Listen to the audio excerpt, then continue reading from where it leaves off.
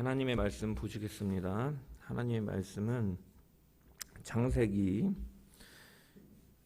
9장 1절부터 17절까지의 말씀입니다. 창세기 9장 1절부터 17절까지의 말씀입니다.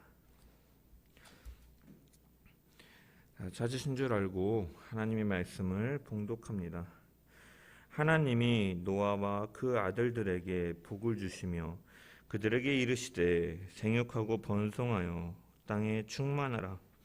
땅의 모든 짐승과 공중의 모든 새와 땅에 기는 모든 것과 바다의 모든 물고기가 너희를 두려워하며 너희를 무서워하리니 이것들은 너희의 손에 붙였음이니라. 모든 산 동물은 너희의 먹을 것이 될지라. 채소같이 내가 이것을 다 너희에게 주노라. 그러나 고기를 그 생명되는 피째 먹지 말지니라. 내가 반드시 너희의 피 곧 너희의 생명의 피를 찾으리니 짐승이면 그 짐승에게서 사람이나 사람의 형제면 그에게서 그의 생명을 찾으리라. 다른 사람의 피를 흘리면 그 사람의 피도 흘릴 것이니 이는 하나님이 자기 형상대로 사람을 지으셨음이니라. 너희는 생육하고 번성하며 땅에 가득하여 그 중에서 번성하라 하셨더라. 하나님이 노아와 그와 함께한 아들들에게 말씀하여 이르시되 내가 내 언약을 너희와 너희 후손과 너희와 함께한 모든 생물 곧 너희와 함께한 새와 가축과 땅의 모든 생물에게 세우리니 방주에서 나온 모든 것 곧 땅의 모든 짐승에게니라. 내가 너희와 언약을 세우리니 다시는 모든 생물을 홍수로 멸하지 아니할 것이라. 땅을 멸할 홍수가 다시 있지 아니하리라. 하나님이 이르시되 내가 나와 너희 및 너희와 함께하는 모든 생물 사이에 대대로 영원히 세우는 언약의 증거는 이것이니라. 내가 내 무지개를 구름 속에 두었나니 이것이 나와 세상 사이의 언약의 증거니라. 내가 구름으로 땅을 덮을 때에 무지개가 구름 속에 나타나면 내가 나와 너희와 및 육체를 가진 모든 생물 사이에 내 언약을 기억하리니 다시는 물이 모든 육체를 멸하는 홍수가 되지 아니할지라. 무지개가 구름 사이에 있으리니 내가 보고 나 하나님과 모든 육체를 가진 땅의 모든 생물 사이에 영원한 언약을 기억하리라. 하나님이 노아에게 또 이르시되 내가 나와 땅에 있는 모든 생물 사이에 세운 언약의 증거가 이것이라 하셨더라. 아멘. 오늘도 말씀을 통한 주의 은혜와 평강이 저와 여러분 가운데 넘치기를 축원합니다. 오늘 우리가 읽은 본문은 하나님께서 이제 노아 시대의 이제 홍수 심판 사건을 마무리하시는 단계의 이야기입니다. 온 땅이 부패하여 포악함이 땅에 가득하고 혈육 있는 자의 모든 행위가 부패하여 죄악이 가득한 이 세상을 하나님께서는 홍수로 심판을 하시고 또한 은혜를 베푸시고 명령에 순종함으로 구원받은 노아와 그의 가족들에게 다시 복된 삶을 선언하시는 것입니다. 우리 1절의 말씀을 다시 한번 읽어보겠습니다. 1절 말씀 시작.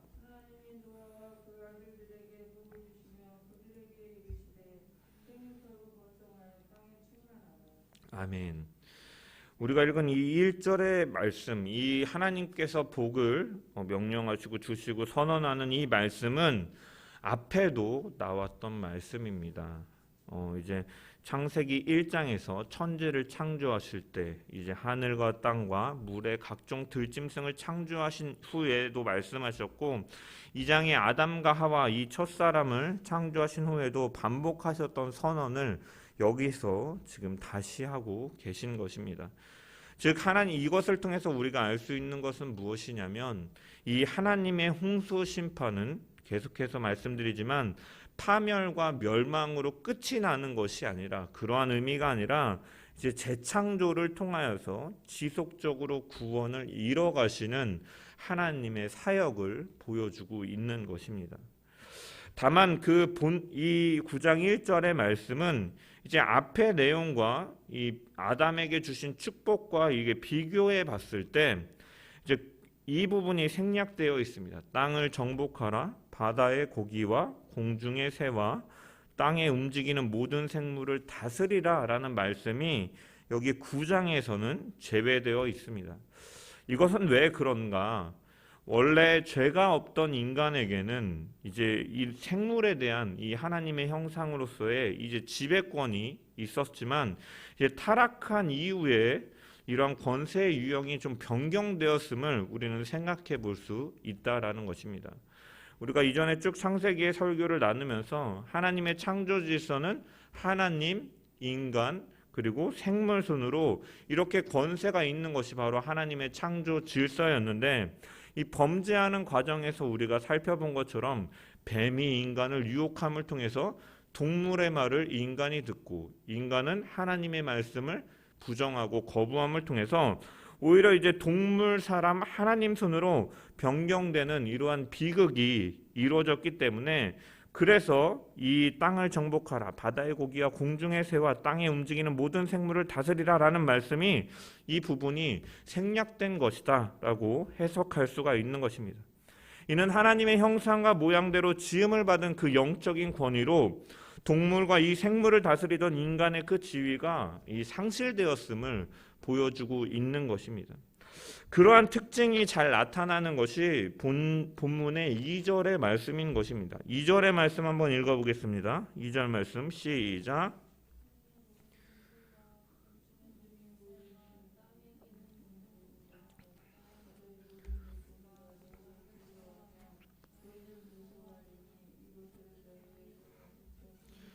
아멘. 여기 보면 이 너희를 두려워하며 너희를 무서워하리니 이것들은 너희의 손에 붙었느니라 라고 말씀을 하십니다. 이 말씀을 직역하면 그리고 너희들의 두려움 그리고 너희들의 무서움이 있을지어다 라고 직역할 수 있습니다.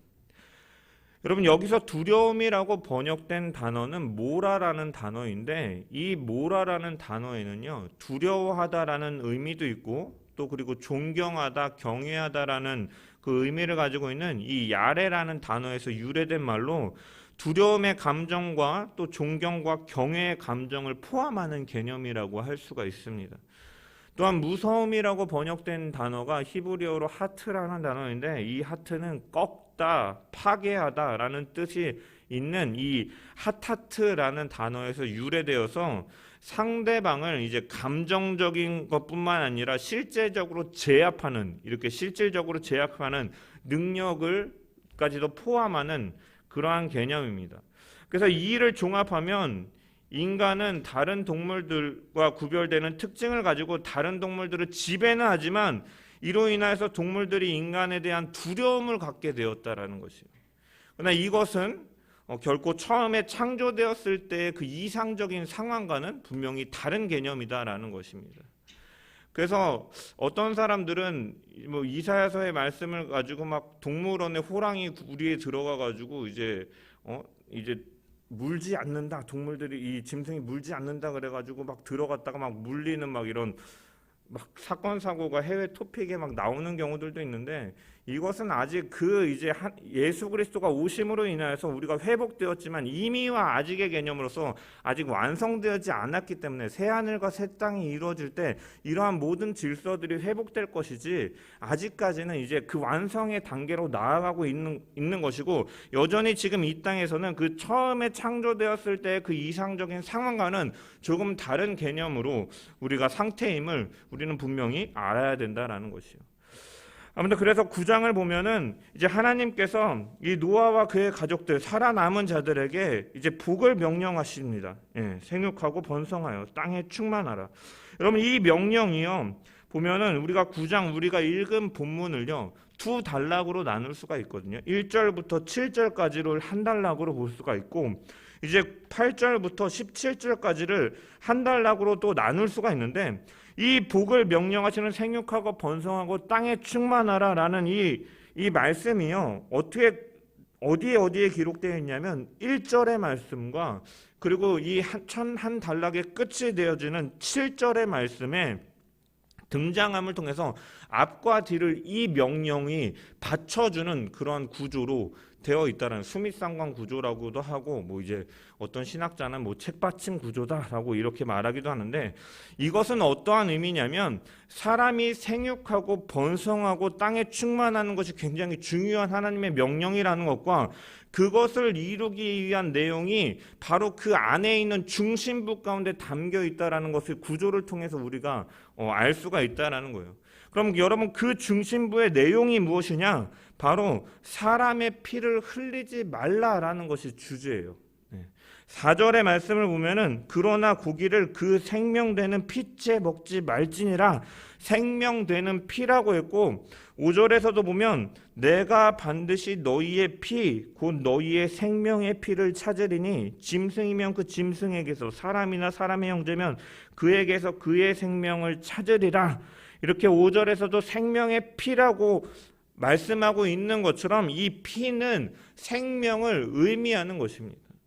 따라서 피를 흘리지 말라라는 것은 곧 생명을 해치지 말라라는 것이에요.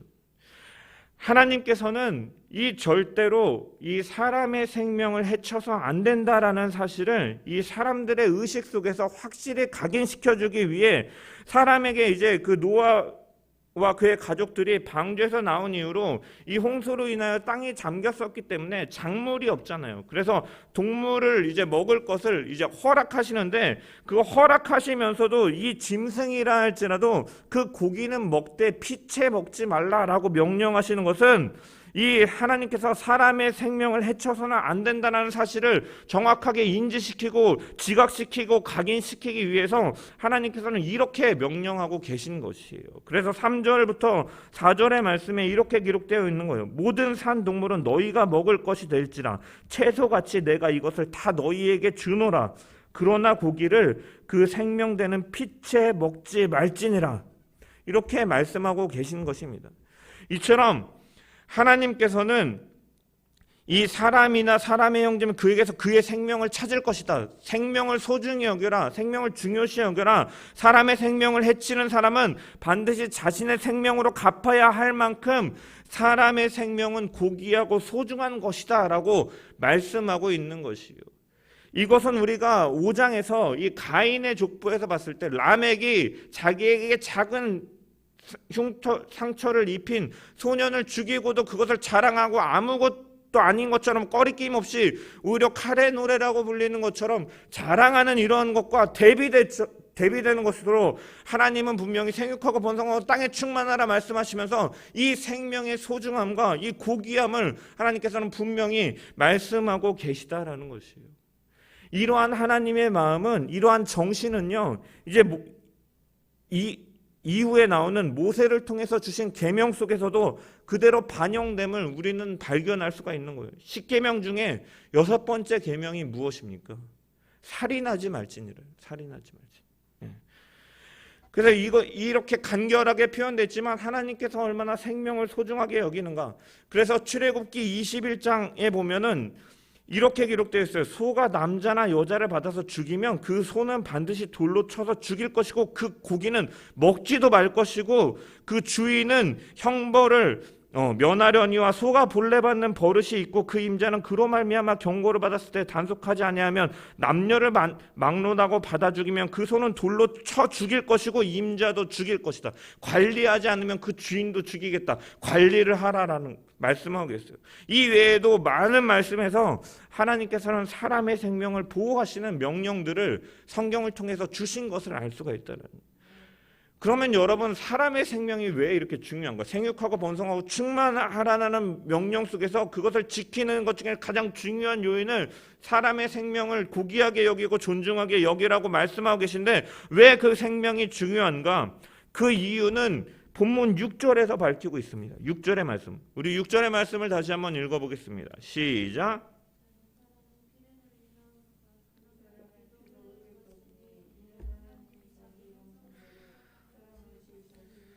아멘. 자기 형상대로 사람을 지으셨기 때문이다라고 성경은 밝히고 있다는 거예요. 하나님께서는 비록 사람이 하나님 앞에 죄를 범함으로써 더 이상 하나님의 형상이라 불릴 수 없을 것 같은 그러한 처지에도 불구하고 그 생명의 고귀함과 존엄성을 알리시고 그 생명을 보호하기 위해서 죄인인 인간이지만 여전히 하나님의 형상대로 지으심을 받은 존재다라는 것을 상기시키고 있다라는 것입니다. 이 생명을 존중하는 것은 결국은 무엇이냐? 모든 생명에 대한 주권이 누구에게 있다? 오직 하나님께 있다라는 것을 인정하는 행위다라는 것이요. 그리고 생명을 주신 그 하나님을 경외하는 행동이기 때문에 하나님은 피채 먹지 말라, 생명을 소중히 여기라 말씀하고 계신 것. 이 명령 가운데는 생명을 주신 하나님을 경외하는 것, 그리고 생명에 대한 주권이 오직 하나님께 있음을 인정하는 행위다라는 거예요. 반대로 이야기하면 생명을 해치는 것은 모든 생명에 대한 하나님의 주권을 부인하는 것이고, 모든 생명의 주인 대신 하나님에게 어떻게 보면 도전하는 것이고, 하나님의 가장 크고 소중한 뜻을 정면으로 거역하는 일이고, 하나님께만 있는 삶과 죽음의 이 권리를 거부하는 행위다라는 것이에요. 분명히 죄다라는 것이죠. 따라서 살인은 결코 용납할 수 없는 악한 행위다라는 것입니다. 그래서 5절에 보면 내가 반드시 너희의 피 곧 너희의 생명의 피를 찾으리니 짐승이면 그 짐승에게서, 사람이나 사람의 형제면 그에게서 그의 생명을 찾으리라 말씀하시는 것이에요. 특별히 여기서 우리가 주목해 봐야 되는 부분은 내가 반드시, 내가 반드시라고 하나님께서 의지적으로 표현하고 계시다라는 거예요. 내가 반드시라고 말씀하시므로 사람이 피를 흘리는 행위는 하나님 자신에게 있는 고유의 권한이 있기 때문에 이것을 넘어서는 것은 하나님 자신에 대한 모독과 도발과 어떻게 보면 거역임을 분명하게 하시는 것이고, 그 행위는 결코 간과되지 않을 것이다, 이렇게 무거운 것이다 라고 하나님께서는 분명히 말씀하고 계시다라는 거예요. 그러나 여러분, 안타깝게도 오늘날 우리 인간은 이러한 생명을 가볍게 여기는 모습들이 나타나고 있습니다. 죄로 인하여서. 최근에야 이제 온 국민의 관심이 코로나로 이제 집중되어 있기 때문에, 이 코로나 한 2년여 전이었나요? 이제 한동안 이 낙태로 인하여서 굉장히 시끄러웠어요. 임신한 여성의 자기 결정권, 권리가 중요하다. 임신한 여성의 자기가 선택할 수 있는 권리가 중요하다는 이유로 임신 초기의 낙태가 법적으로 위법이다라고 말하는 그러한 것들이, 그런 법의 조항들이 위헌이라는 헌법재판소의 판결이 있었습니다. 여러분, 생명은 하나님께서 주신 것이고 작은 태아라 할지라도 분명히 하나님께서 주신 생명임에도 불구하고 자신들의 쾌락과 편리, 권리만을 주장하면서 살인을 정당화하는 것이 바로 오늘날의 모습이다라는 것이에요. 또한 우리 사회에는 사실은 좀 개념을 좀 넓혀보면 온갖 형태의 그러한 생명의 파괴와 생명 경시 풍조가 만연해 있다라는 것입니다. 생명과 건강, 인간의 생명에 직접적으로 영향을 끼칠 수 있는 이 먹을 것에 대해서도 그러한 이런 부정적인 모습들이 나타나고 있지 않습니까? 인체에 유해한 물질들을 비용을 아끼기 위해서 식료품에 사용되기도 하고, 가습기 살균제 같은 경우에는 그 인체에 굉장히 유해한데 그것을 속여서 팔다가 많은 사람들이 피해를 입고, 또 사람들이 거주하는 이런 집 같은 것도, 어제 보니까 광주에 아파트를 짓는데 부실공사 때문인지 아파트 한쪽이 그냥 무너져 버리는 이런 큰 사고가 일어나는 것도, 여러분 그 근본을 보면요, 돈이 사람보다 중요하기 때문에 그런 일들이 벌어진다는 거예요. 자연을 파괴하고 돈을 아끼기 위해서, 비용을 아끼기 위해서 대기 중에 이러한 나쁜 유해 물질들이 있는 것들을 그냥 보내버리고 물에 그냥 방류해버리고, 이러한 모든 것들이 여러분 사실은 하나님께서 말씀하신 이 생명 존중과 인권에 대한 하나님의 관심과 사랑을 무시해버리는 그러한 행동이고, 이것이 바로 죄악된 사람들의 모습 가운데 나타나는 결과다라는 것입니다. 또한 우리가 이렇게 또 생각해 볼 때, 산상수훈에서 예수님께서 말씀하신 것 중에 하나가 무엇이냐면, 형제를 조롱하거나 미워하는 마음을 가진 사람도 그 살인하는 것이다 라고 예수님께서 말씀하셨는데, 우리는 사실은 인간을 대할 때 사랑하거나 이렇게 케어하거나 아끼는 것보다 때로는 누군가를 업신여기거나 미워하고 조롱하는 마음들이 우리 가운데 있다라는 것이에요. 여러분, 이것이 사실은 하나님의 말씀에 대한 하나님의 굉장히 이 중요한 이 마음을 우리는 이것을 거역하는 행위고 하나님을 어떻게 보면 모독하는 행위임을 우리가 기억하면서 하나님께서 이 본문을 통해서 사람의 피를 흘리지 말라 하신 이 말씀에 담긴 생명과 인권의 존중됨이 우리가 역시도 기억해야 되고 우리의 삶 가운데 하나님의 형상을 닮은 사람을 대할 때 우리 역시도 정말로 소중하게 사랑하며 섬기며 그 실천의 나감을 통해서 하나님의 말씀과 그 뜻에 순종하며 나아가야 됨을 기억하는 저와 여러분 되기를 소망합니다. 우리의 삶의 어떤 작은 부분 하나하나도 하나님께서 이 사람의 피를 흘리지 말라라는 것 속에서 담겨있는 하나님의 마음과 그를 향한 사랑을 우리가 기억하면서 형제를 대할 때, 자매를 대할 때 업신여기거나 미워하거나 다툼이 있거나 하는 것이 아니라 하나님의 마음을 품고 그를 대하고 생명을 소중히 여기는 제가 인간의 창조된 흙의 특징 중에 하나는 생명을 나누는 특징이 있다라고 말씀을 우리가 새신자 교육 시간에 나누었던 것처럼 이 사랑을 나누는, 생명을 나누는 저와 여러분 되기를 주님의 이름으로 축원합니다. 삶 가운데 그러한 사랑의 향기가 나타나길 소망합니다. 이어지는 8절 이하에부터는 하나님께서 이제 노아와 언약을 세우시는 장면이에요. 일명 무지개의 언약이라고 불리는 장면인데, 왜 하나님께서는 이 번제를 드린 노아와 그의 가족들에게 복을 주시고 무지개를 보여주시면서 왜 언약을 세우셨을까라고 좀 생각을 해보게 되었습니다. 아마 노아와 그의 가족들에게 있어서 그들은 방주 안에 있었지만 그 1년여 시간에 이 방주 가운데 있으면서 끔찍한 홍수 심판을 그들이 통과함을 통하여서 어떻게 보면 그들의 심정 가운데는 일종의 트라우마 같은 것들이 남아 있었을 것 같습니다. 왜? 비로 인해서 막 주변에 내 이웃들이, 주변에 있던 사람들이 물에 잠기고 비명을 지르고 죽는 이러한 모습들을 보면서 어떻게 보면 그 자라보고 놀란 가슴 소뚜껑 보고 놀란다는 말이 있는 것처럼 그 불안과 두려운 마음이 아마 그들 가운데 있었을 것 같습니다. 그래서 먹구름이 조금만 끼기만 해도 아마 그들 가운데는 어떻게 보면 두려움이 그들 가운데 있었을 것입니다. 그런 그들을 향해서 하나님께서는 내가 이제 내 언약을 너희와 너희 후손들에게, 그리고 너희와 함께한 모든 생물 곧 너희와 함께한 새와 가축과 땅의 모든 생물에게 세우리니 방주에서 나온 모든 것 곧 땅의 모든 짐승에게니라 라고 말씀하고 계시다라는 것이에요. 평안과 평강을 주시기 위해서 하나님께서는 언약을 세우시는 것이에요. 여러분, 특별히 이 말씀 중에 우리가 유심히 봐야 될 부분은 뭐냐면, 하나님께서 언약을 세우실 때 그 대상자들을 노아와 그의 아들들에게만 언약을 맺으신 것이 아니라 하나님께서는 노아와 그의 후손은 물론 모든 생물 곧 방주에서 나온 모든 것, 모든 짐승에게까지라고 분명히 밝히고 있다라는 거예요. 그리고 또한 12절에 이를 반복하면서 내가 내 무지개를 구름 속에 두었나니 이것이 나와 세상 사이의 언약의 증거니라 라고 이렇게 13절에 말씀하고 계시다라는 거예요.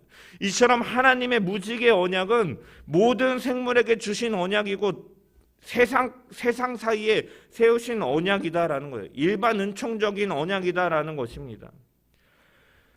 여러분, 고대의 사람들은요, 이 무지개를 바라볼 때요, 하늘과 땅을 연결시켜주는 달이라고 생각했어요. 달이라고.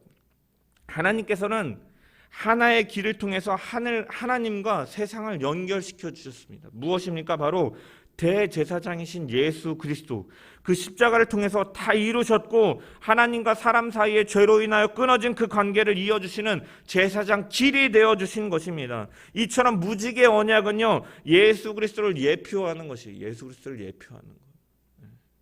이 무지개 언약은 그래서 하나님의 구원하심을 보여주는 것이다라는 것이에요. 이 언약에서 드러나는 특징은 무엇입니까? 일방적이다라는 거예요. 일방적이다.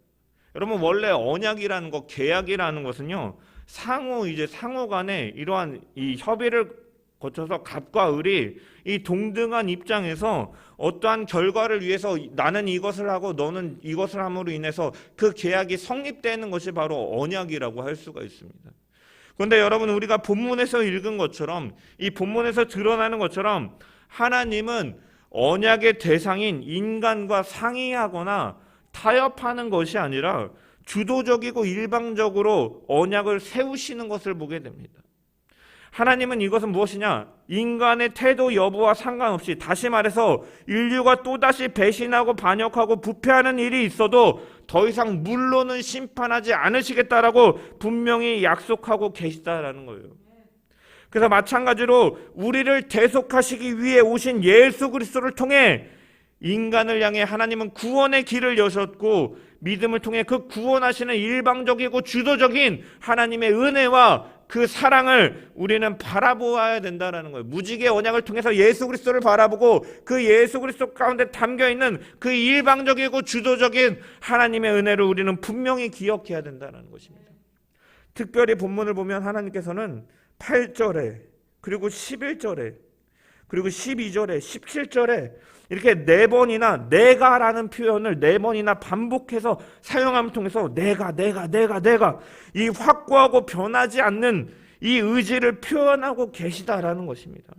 바로 이 대목에서 우리는 하나님의 성품을 발견할 수가 있다는, 하나님은 따뜻한 사랑의 하나님, 신실하신 하나님, 그 배려하시고 이 노아와 그의 가족들이 이 트라우마와 두려움 가운데 있을 때 평안을 주시기 위해서, 그리고 이들을 구원을 약속하시는, 심판하지 요보하시는 그 주도적이고 일방적인 이러한 언약을 통해서 하나님은 사랑의 하나님이다라는 것을 우리는 분명하게 발견할 수가 있다는 것이, 이처럼 하나님께서 인간과 언약을 맺으시되 주도적이고 일방적으로 맺으신다는 거예요. 여러분, 이러한 주도적이고 일방적인 언약이 불공평하다라고 생각하는 사람들이 있어요.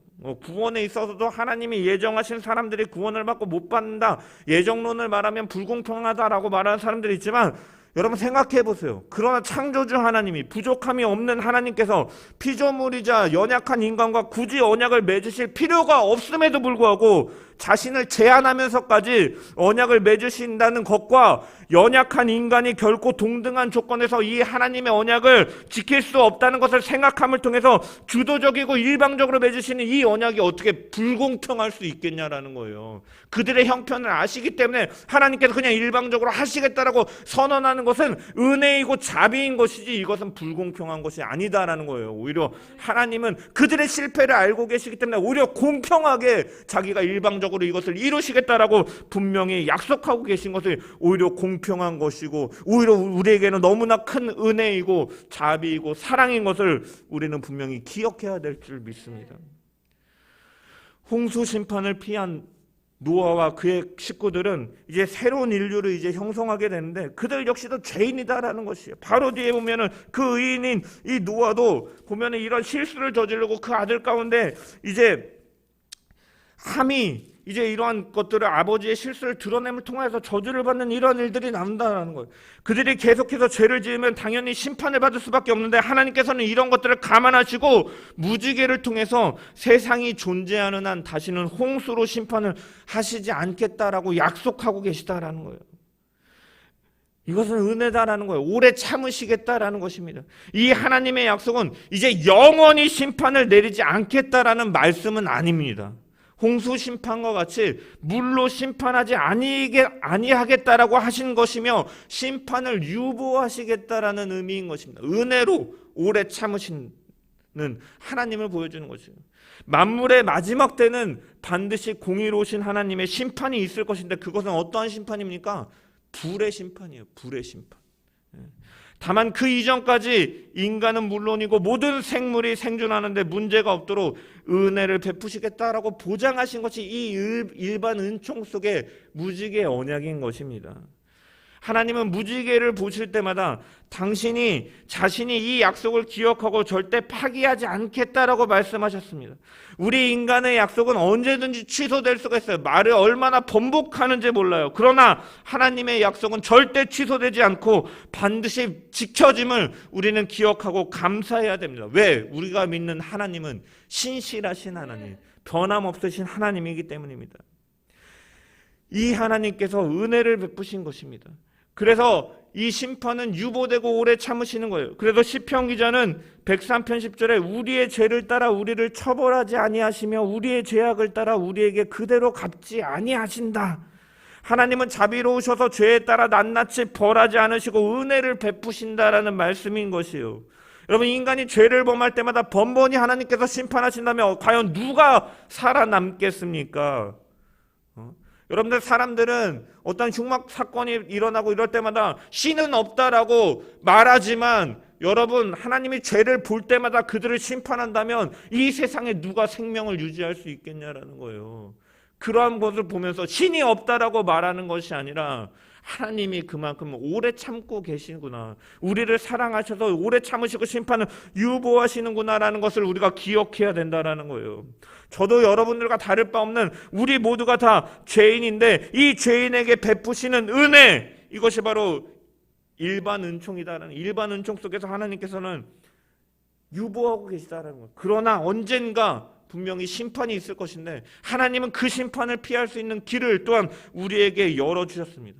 여러분, 하나님께서 주신 은총은 두 가지로 분류할 수가 있어요. 이 무지개 언약에서 드러나는 것처럼 일반적인 은총, 그리고 또 이 예수를 믿음으로 인해서 구원을 받는 이 특별 은총, 이 두 가지로 구분할 수가 있다는 거예요. 십자가는 특별 은총이고 영원한 생명에 이르는 길이다라는 거예요.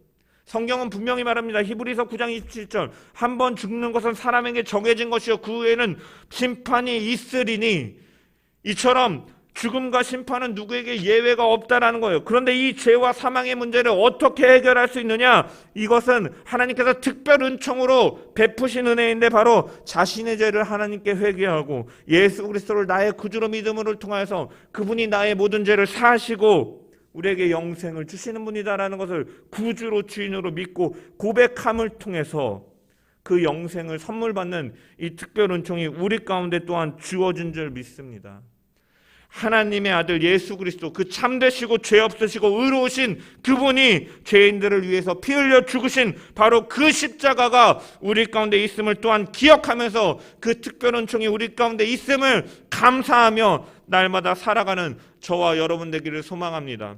이 무지개 언약으로 약속하신 것은 홍수 심판이 이제는 없을 것이고 심판이 유보될 것이지만 마지막 때에는 최후 심판이 있을 것이고 그때는 물이 아닌 불로 심판하실 것인데, 그때에 우리가 구원받을 수 있는 그 길은 바로 예수 그리스도 뿐임을 오직 우리가 기억하면서 그분만을 바라보며 그 구원을 우리 가운데 선물로 주신 그 하나님께 감사하며 그 산소망으로 살아가는 저와 여러분 되시기를 주님의 이름으로 축원합니다.